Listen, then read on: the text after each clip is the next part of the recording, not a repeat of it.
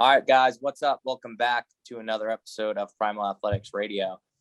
Today, we want to talk about a topic that I feel like sometimes is a little difficult to maybe bring up or sometimes even discuss because of the implications it might have in terms of, relationships with members, relationships within the members and the community, and that is honesty within your performance when it comes to maybe people who lose count of reps, maybe people who don't finish all their reps, also people who maybe prioritize their score over things that are maybe more important here at a CrossFit gym and really in any team setting, and kind of bringing that to what virtues do you bring to your group fitness, right? Are you somebody who is honest with your performance? Are you somebody who's honest with what you're doing and how you're doing it? Or is the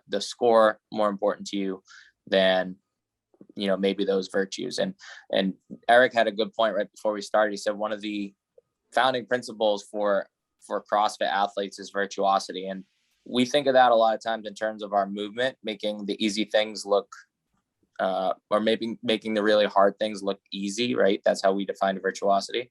But that can also be applied to our ethics as an athlete. And we're just going to attempt to, kind of dig into some of that stuff today, maybe why this happens and some ways that we can navigate it as coaches and as athletes. So I'm going to pitch it over to Eric first. Just maybe we can continue talking about that virtuosity piece, what it means when you hear that word. Yeah, I mean, we say like virtuosity is doing the common uncommonly well. And so what that means is just like really dialing in your technique and focusing on something as simple as maybe an air squat and just really dissecting it and making sure everything is not only to standard, but, to, as close to perfection as you can get it, even though it's a relatively simple movement. So, I think whether you're, shorting the reps because you want to, get them done faster. I think that's a pretty common thing in CrossFit, or you're shorting the range of motion so you can get it done faster, or maybe you're shorting the reps so that your score is better.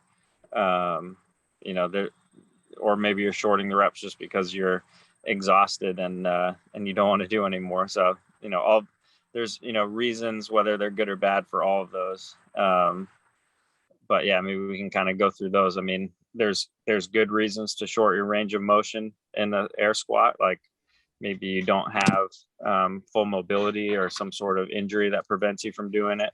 And those are perfectly valid reasons. I think it's easy in the CrossFit world, especially, earlier days where it was like, full depth squat was all that matters. But sometimes there are cases where you shouldn't be squatting below 90 if your knees are a little jacked up or whatever. Less reps, maybe it's too much volume for where you're at as an athlete, and shaving reps down is a good way to scale things. So that's a valid reason to do less reps. And then there's, I forget what my third one was, but speeding up, paying attention to the clock. Sometimes it's good to just slow things down and focus on the mechanics. Everything doesn't always need to be for time, even though intensity is hugely beneficial. There's also times where it can be beneficial to just slow things down and focus on virtuosity. So those are kind of good reasons to to I don't know, short range of motion or reps, but then there's obviously the not good reasons. I think a lot of that, before we even dive deeper, like a quick disclaimer, I don't think this topic is being addressed necessarily because there's an issue of that, a prevailing issue of that within our gym or our gyms. But I think anybody who's been in CrossFit or been in competitive sports has at some point, seen this or experienced it. So I think it's a worthy topic of debate, regardless of whether it's a huge issue or a small issue. But going forward, like one of the things I think that really kind of sets the tone for whether this happens or not is where an athlete's priorities are.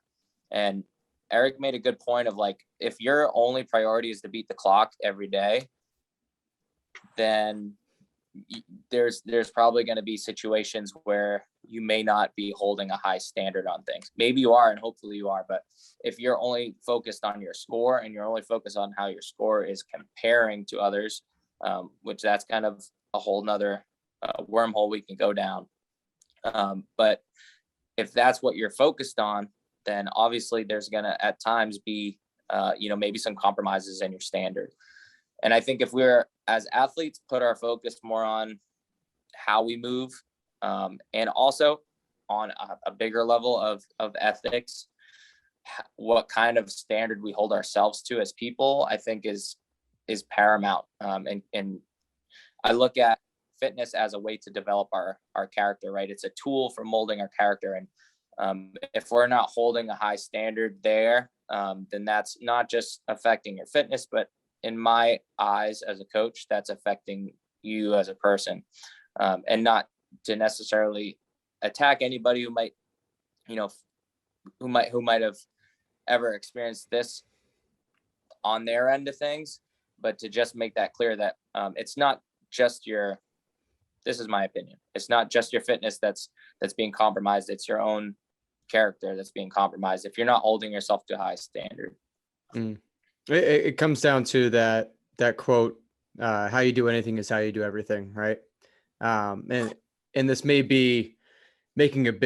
seem like I'm making a bigger deal out of it, but I truly feel like when you're in the middle of a high intensity exercise or a CrossFit workout, how you deal with that struggle when your heart rate's through the roof, when you're sweating, when it's hot out, when you're sore, when you want to give up, how you respond to that stress is a pretty good indication on how you're going to respond to more or less any stresses in life. And a lot of we talk a lot about the carryover from the gym to everyday life beyond just the physical realm. There's a lot of mental lessons that can be learned here too. And when you purposely short reps or short the range of motion or short the time or lie about the time or give a false time, it kind of shows how you're going to respond to a lot of other things in life, which is not well, or not with the proper response too. So I always come back to the thought, like how you do anything is how you do everything.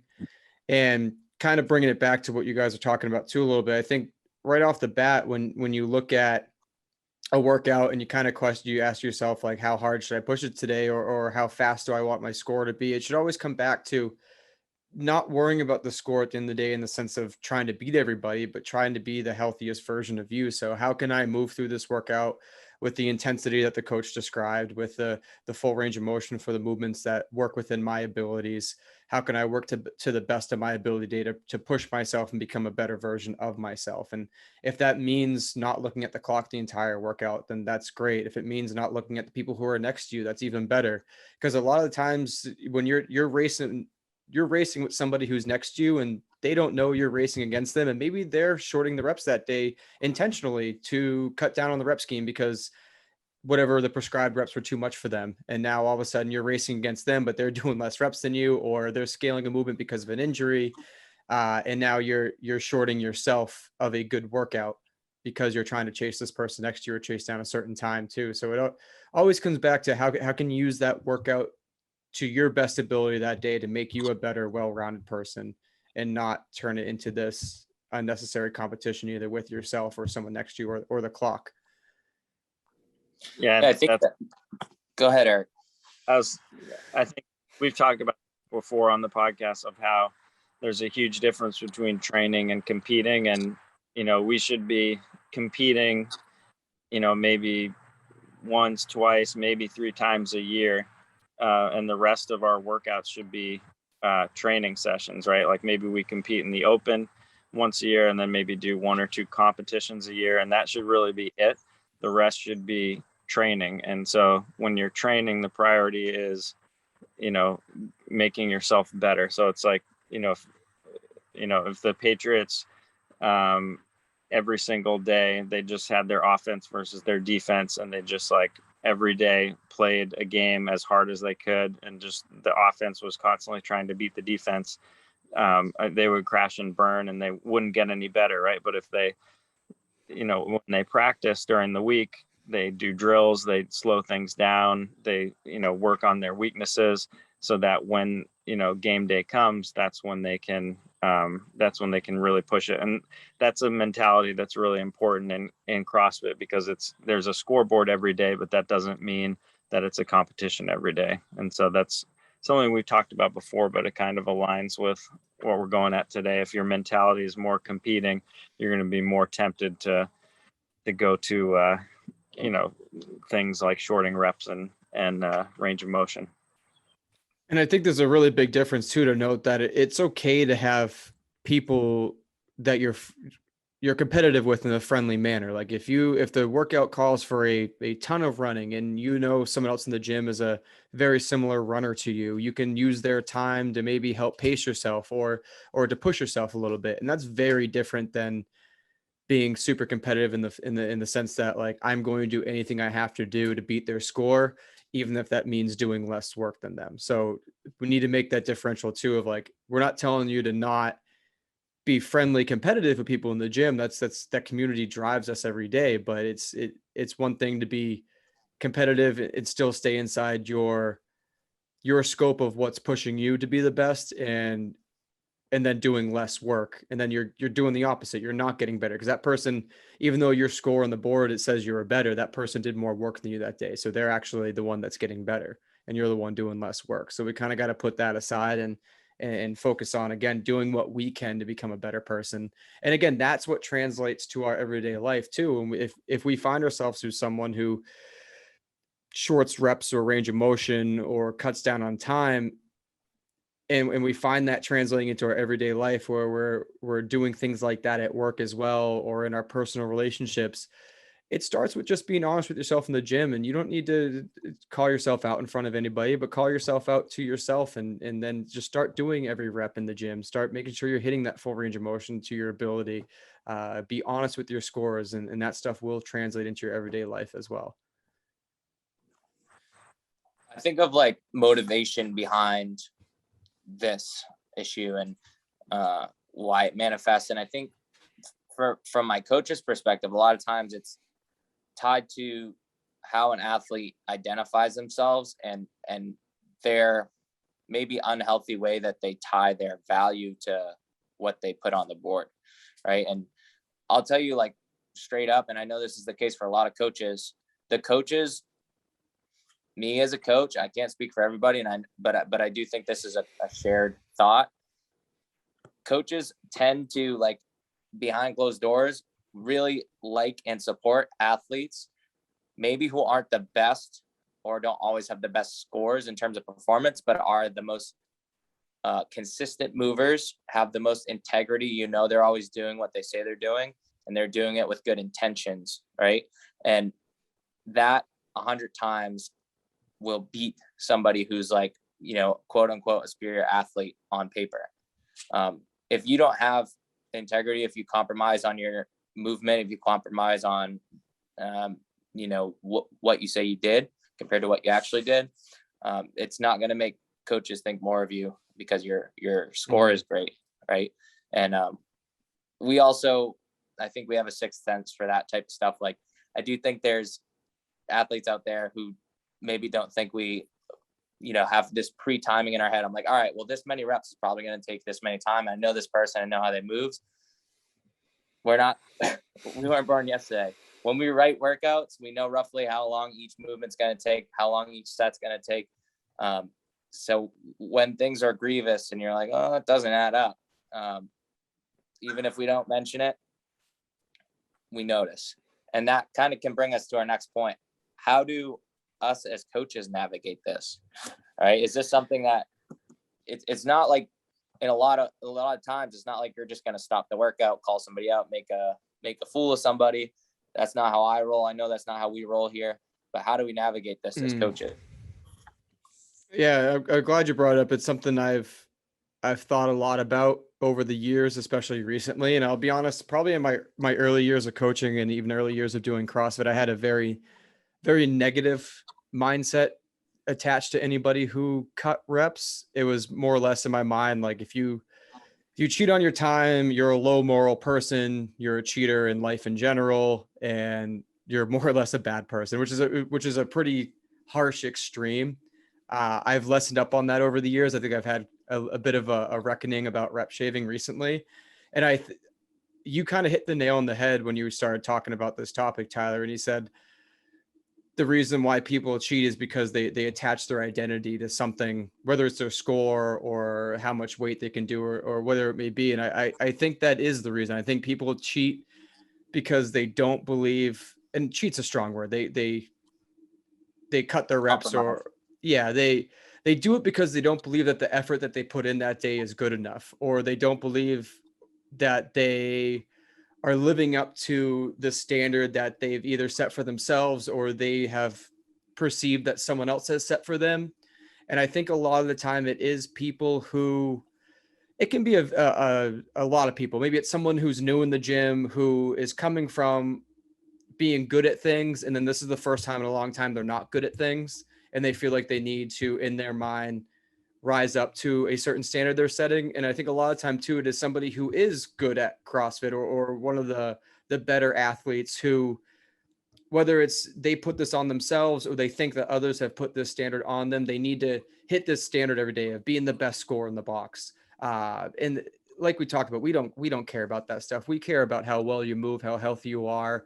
Are you coming in every day and doing your best? Are you recovering properly? Are you eating properly? Are you being a good person in the community?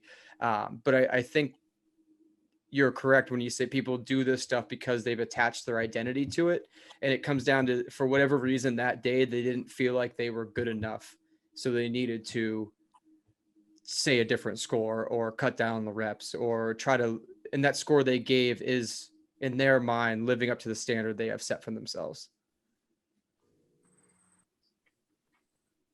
Yeah, it's like, I'm not qualified to talk too much about the psychology of it, but I obviously will, give my 2 cents on it. And it's a tough territory to navigate, especially if other members are noticing or are bringing it up to you. It's like, all right, well, like I said, you're not going to just make a fool of somebody in front of a class. You're not going to stop their workout. A lot of times I think it's just a conversation with you and an individual, and even kind of promoting the idea is like, maybe you miscounted. What happened here? I noticed this, I just so happened to, watch the clock at this point and it didn't seem to add up. So I think coming at it with a non-confrontational, non-accusal type of perspective as a coach is the best way to handle it. But I know there are other coaches out here who's like, no bullshit. Like if I see that happening, you're going to get yelled at in front of everybody. Mm-hmm. And maybe if the actual root cause is some type of self-worth, issue, then that's not going to be a resourceful way to handle it. I think the answer is going back to what Eric said is understanding and identifying what's training and what's competing.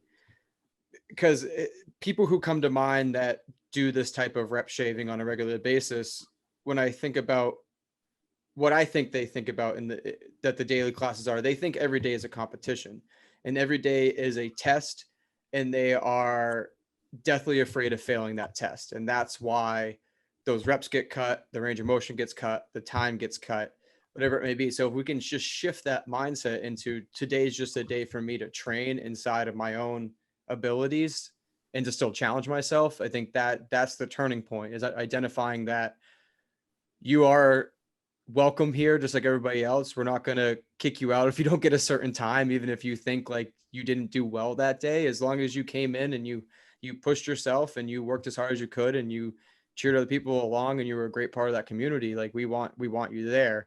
That's not to say we don't want people there who rep cut, but in their mind, I think that they think if they don't live up to the certain standard, we're going to look lesser. We're going to look at them as a lesser of a person. That's just not the case at all.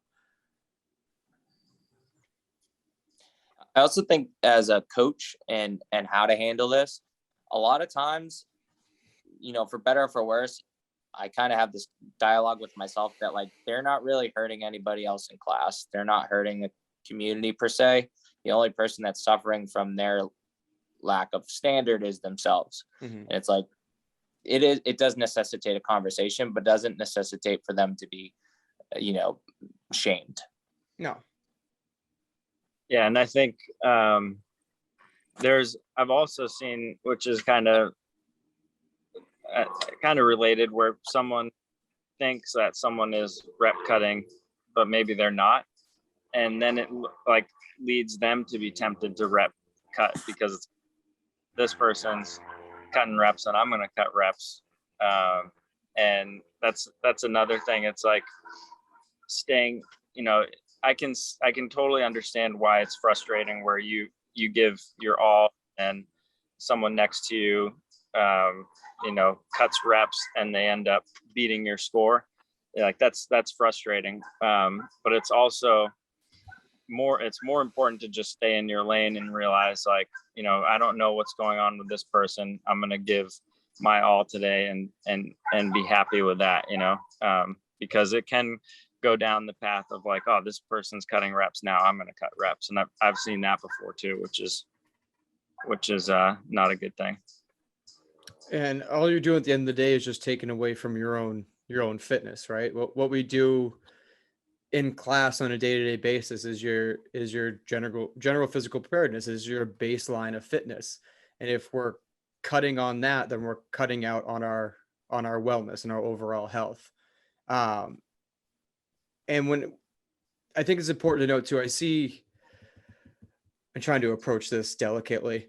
I have seen throughout my years of coaching, a lot of times people who have the tendency to short reps or short their times are also people who can spend a lot of time in the gym. They're here for class every day. They maybe spend an hour or two after class doing extra programming and doing all this extra catch-up work. And I can't help but think in the back of my mind that it's just none of that extra work really matters when we're not doing the basis of our work to begin with. When we're shorting ourselves from our class work or shorting ourselves in the reps in class, and then we're making up for all this extra stuff we have to do, we could make up so much time by just doing what we need to do in class. You don't need to be here for hours on end in the gym. You can have so much more hours to go enjoy life outside the gym. So I think it's always important to come back to, like, again, how we do anything is how we do everything. And we should treat that class that we're in as that basis of our health and wellness and fitness, and do that as well as we can over anything else. Yeah, I think intention is the big word there. Like, and I've experienced this in my own fitness, and I've talked about this on the podcast before, but like if you just give all of yourself to a 1 hour CrossFit class or 1 watt a day, but you do it with no compromise, you do it with integrity, and you do it at your level on the threshold of what you can do and what you can't do, that's really all you need. If you want to go to the games, you got to do more. If you want to make this a career, you got to do more. But if you want to just be fit, healthy, happy, get better at CrossFit, have some intention and go into your workout without any compromising and move as good as you can, even when you're tired, especially when you're tired. Yeah. And I don't know if we want to end it on this, but I think a good positive note is you know, that this really isn't that big of an issue. Like, and it never has been a serious issue over the past 10 and a half years that we've been open. You know, there's always, you know, one or two people maybe that, and the coaches know it. Most people know it. Some people complain about it. But in general, you know, out of our community of, you know, 300 people or whatever, the fact that we only have one or two, I think that's kind of almost, it's reassuring for the human race that out of all those people, nobody compromises and cheats and that kind of thing, right? Like in general, I think humans are, you know, they enjoy being honorable, and they are, you know, we in general, humans are they like to be honest. So that's something that's a good takeaway from this. Definitely. And I think it's important to note too, like if you do see someone doing this, like Eric said before, or Tyler said, they might be going through some stuff. You don't know what they're going through right now. Just focus on your work. And that if we all focus on doing the best we can, then we're all going to be better because of it. Yeah. We appreciate your time, guys. Thank you for tuning in again. If there's some subjects we haven't spoken about recently or maybe ever, and you'd like to hear about it, please feel free to send them to us. We're always open to input from the members and maybe even people who are outside of our community. So again, thank you for tuning in. And if you got comments on this one, drop them. Let us know what you think, and we'll see you next time here on Primal Athletics Radio.